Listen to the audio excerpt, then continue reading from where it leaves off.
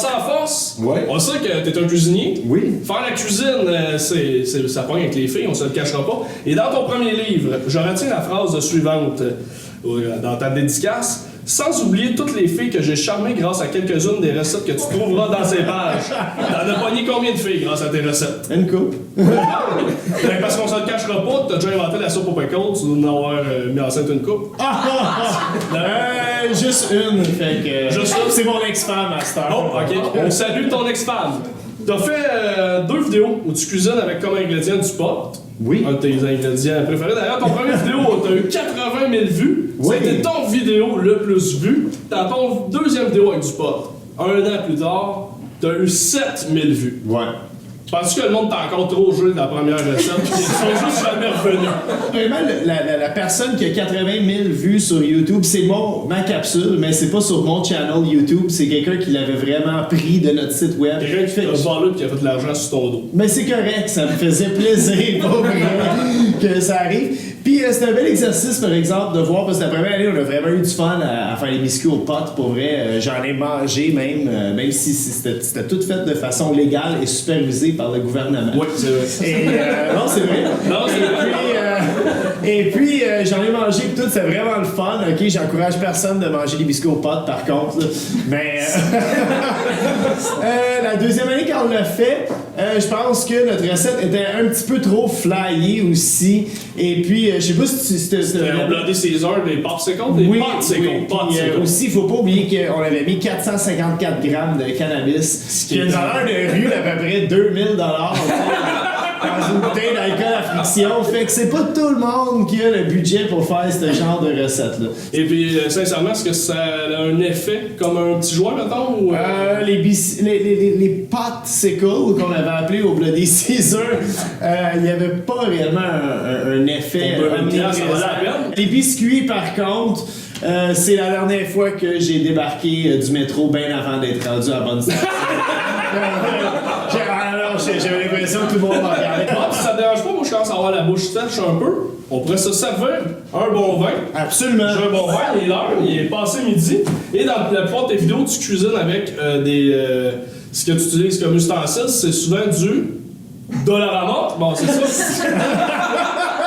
Donc, je suis allé t'acheter des coupes. Tu es tellement plus de chaud. Aujourd'hui, Bob, t'as choisi le Mont-de-Laine. Qui vient de ton village.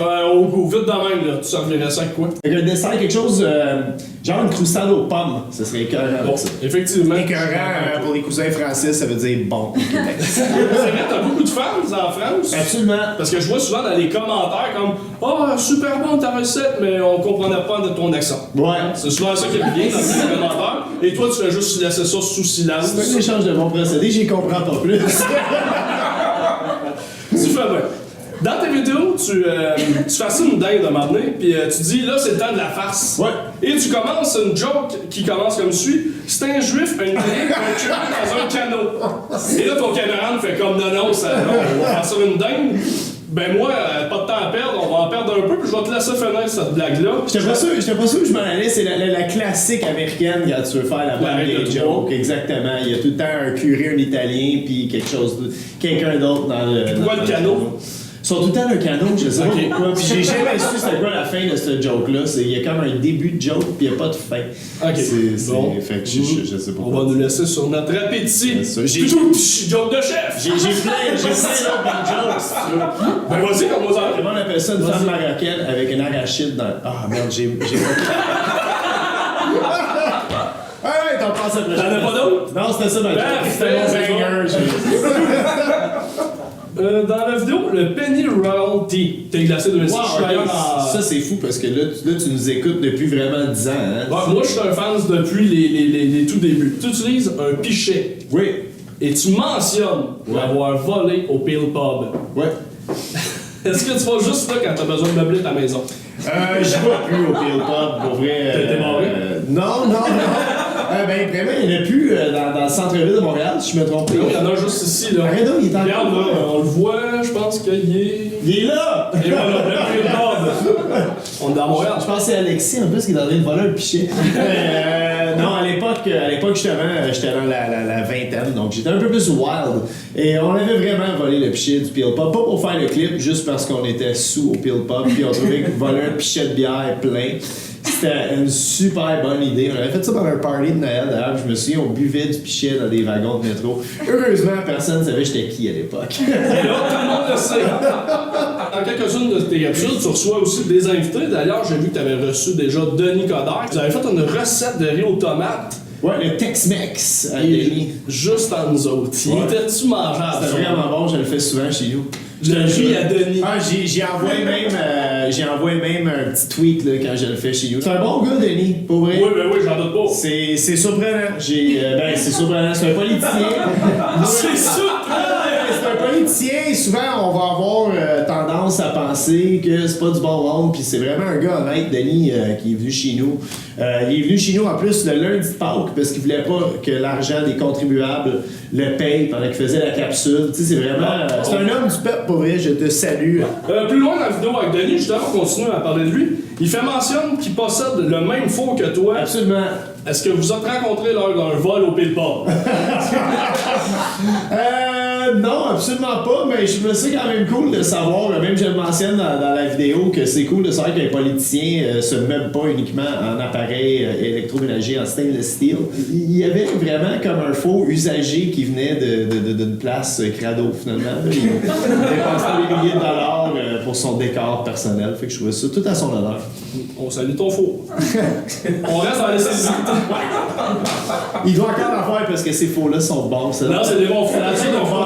Ah, ça fait comme 20 ans là, qu'on a ça fait 20 ans que t'as ce four-là. Il est beau, hein? Pour la journée de la femme, t'as déjà reçu Michel Blanc. Absolument. Justement, pendant une discussion avec elle, tu dis, je te cite. Parler de cuisine comme ça avec toi, ça commence à m'exciter.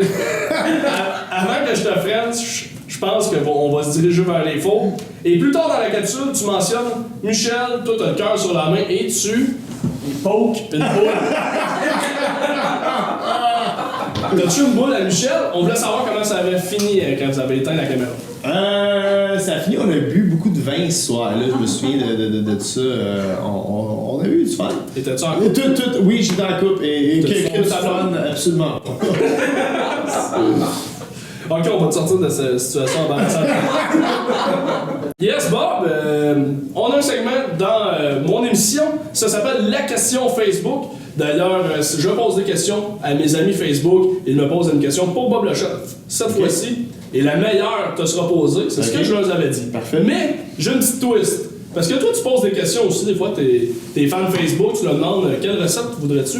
Et une fois à Noël, tu leur as demandé quelle recette voulez-vous que je vous fasse pour le temps des fêtes. Et ils ont tous répondu n'importe quoi, sauf un Chris de gâteau aux fruits. Puis qu'est-ce que tu leur as fait? Un gâteau aux fruits. Un Chris de gâteau aux fruits. Bon. Donc, moi, je me suis inspiré de ça, vu que t'aimes ça faire toutes les choses à l'envers. Je me suis dit, Bob, aujourd'hui, je vais te poser la pire question de mon Facebook. Et la question, elle vient de Samantha Poisson, et c'est... Pourquoi? Oui. Pourquoi?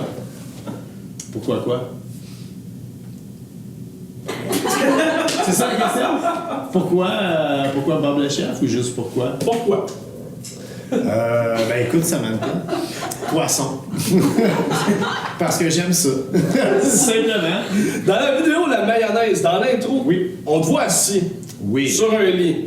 T'as un magazine de porn dans les mains. Oui. On fait de la mayonnaise. On fait de la mayonnaise, puis là, t'es comme de même avec un fouet, puis t'as un bol de mayonnaise. Et moi, ma question est qu'on voit un chat roux au début sur ton lit. Et on n'a jamais revu ce chat-là. Il est mort, c'est Papineau. C'était notre chat fétiche. Il est dans une autre capsule, Papineau, puis ensuite, il est décédé. Rest in peace, notre chat. J'aime pas les chats. Fait que... En 2006, t'as fait un vidéo Bob le Chef spécial poutine où tu donnes ton top 4 de poutine de Montréal. Oui, absolument. Puis tu vas à la banquise et tu prends la poutine qui se nomme Elvis. Ouais. Tu prends la poutine Elvis. Absolument. 4 ans plus tard, tu deviens papa et tu nommes ton enfant Elvis. C'est-tu parce que t'as trop trippé sa poutine ou t'aimais le King? J'ai un faible pour le King. En fait, mon fils, quand on a trouvé son nom, Ça a vraiment commencé sur une discussion vraiment banale où je disais que les Mexicains, là, ils l'ont l'affaire. Parce que les Mexicains, là, ils appellent leur enfant Jésus. Puis j'étais comme, pas de prétention esti pour ton enfant Jésus, man. On va y aller dans l'ordre des grands hommes de cette planète. Fait que j'ai dit, bon, il y a Dieu, il y a Jésus. Qui y a après ça? Napoléon. Gandhi. C'était à peu près tous les noms qu'on est arrivé avec. Puis après, j'ai dit, ben, tu sais quoi, moi, mon cinquième plus grand homme de la planète Terre, pour moi, c'est Elvis, l'homme qui a inventé le rock'n'roll. Non, ben ouais, c'est un bon choix, ça t'a pas tenté de donner ça à saveur québécoise, Maurice, Richard, Pennet? J'avais pensé Guy. Dans l'optique que quand mon fils ferait ses premiers pas, je pourrais m'asseoir et être comme Guy! Mais ça n'a pas passé au conseil. J'ai un autre segment dans mes questions qui s'appelle la question de ma mère. Parce que ma mère, elle aime les artistes et elle aime ça leur poser des questions. Je demandais à ta mère de te poser une question. C'est qui ça, Bob Lechef?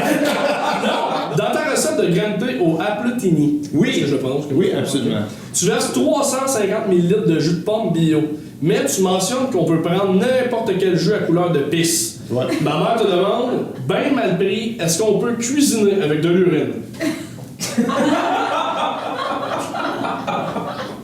Ben, j'essaie de penser, tu sais, moi je suis un grand fan des shows de survie à la TV, là.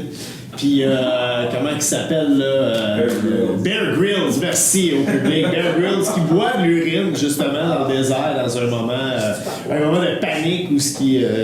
Fait que j'imagine que si le pire des scénarios vient au pire, je suis pas sûr que je cuisinerais de l'urine.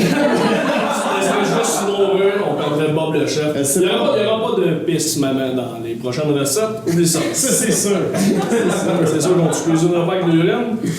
Pour finir, Bob, question plus sérieuse. T'as préparé du lapin avec comme accompagnement des carottes. À un moment donné, t'as déjà fait ça. Ouais. Tu utilises les carottes comme accompagnement parce que tu dis que ça a été le dernier repas du lapin.